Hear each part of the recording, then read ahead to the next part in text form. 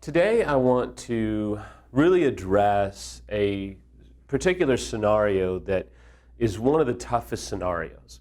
It's a scenario that is really permeated by what we call ambivalence. And a lot of times, most of the time, it's where, at least in this scenario that I want to talk to you about, the unfaithful spouse doesn't know what they want to do. They're ambivalent and they're unsure if they want to even work on the marriage, let alone save the marriage. It's where the betrayed spouse typically wants to save it and is trying to save it, but it's not working. Essentially, it is where the betrayed spouse wants the marriage more than the unfaithful does. This is an incredibly difficult scenario. You, the betrayed, want the relationship more than the unfaithful does. And I have to tell you, and I have to be honest with you, that unfaithful spouse is not safe to be with. They don't know what they want to do. They're ambivalent, and at some point, you want the marriage more than they do, and quite frankly, you can't want it for them. I mean, they have to want the relationship. They have to want to do some work. They have to want to do some labor, and they have to want to be involved. And if they're not, then quite honestly, you have to ask yourself, am I needing them? Because if you need them, you don't really want them. You need them because you can't be alone and you can't be without them and you can't maybe stand on your own 2 feet. You don't necessarily want them because you want to save the marriage.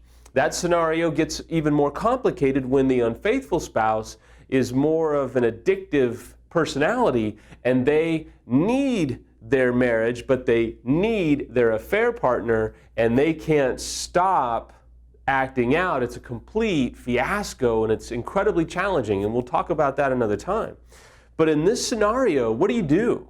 I mean, as a betrayed spouse, what are you to do when you want the marriage, but yet the one that's cheated, the one that's broken the vows, the one that has completely humiliated you isn't sure? I mean, if you want to talk about an impetus for anger and bitterness and rage and confusion, it's ambivalent. It is unpacked. It kind of looks like this old, shove match of, you can't do that. Well, yes, I can. No, you can't. Well, just watch me.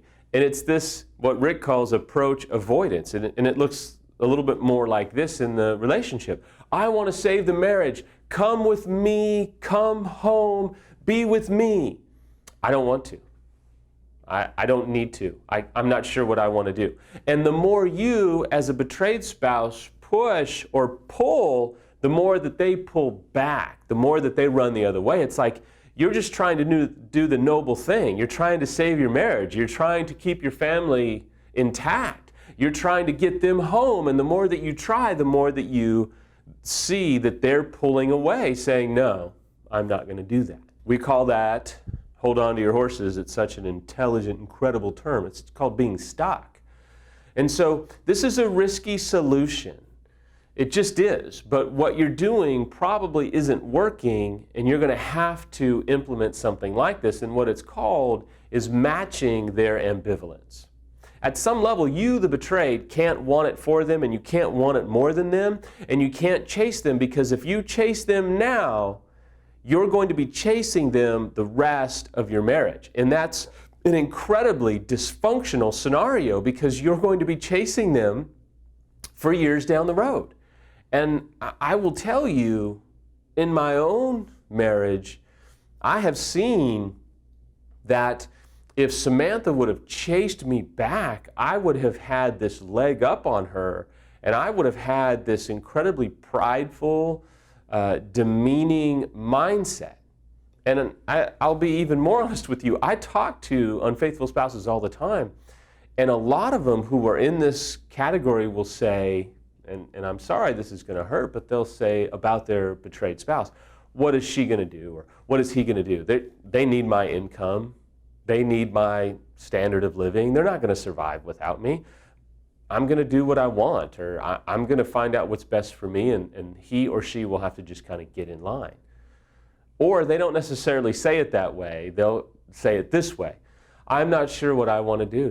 There's positives, there's negatives, there's pros and cons. She's this way, she's that way. I don't really know what's the best fit for me. It's equally as venomous. It's just said a whole lot nicer. So here's a few things that I really want to suggest to you as a betrayed.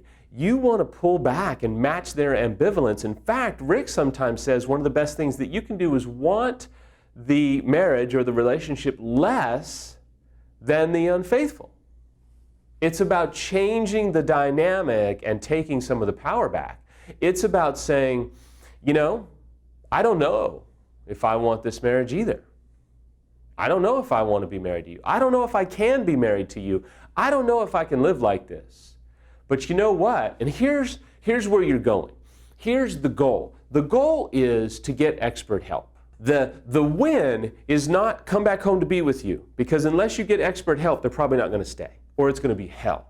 The win is to say, listen, let's go get help, because you know what? I don't know that I can live with this. I don't know that I can have these images in my head and still be married to you. I don't know that I can get over this, but I'm willing to give it a shot. I'm willing to get expert help. Will you come with me to an EMS weekend, or do one of the courses online, or find an expert therapist? And if they say no, at that point, you are now faced with the conclusion of, do you want to chase them? Do you want to try and lasso them and pull them back? Do you want to be their parent, or do you want to be their spouse? Because if you're wanting it for them, something's wrong. And if you're wanting it more than they do, you are being perceived as the unempowered one, and they're going to kind of do what they want. So let me land the plane a little bit here. It is risky, but if you're really keying into this vlog, then it tells me that what you're doing probably isn't working and you're stuck.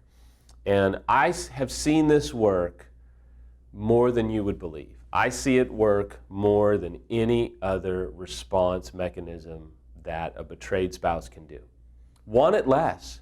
Create ambivalence in their mind.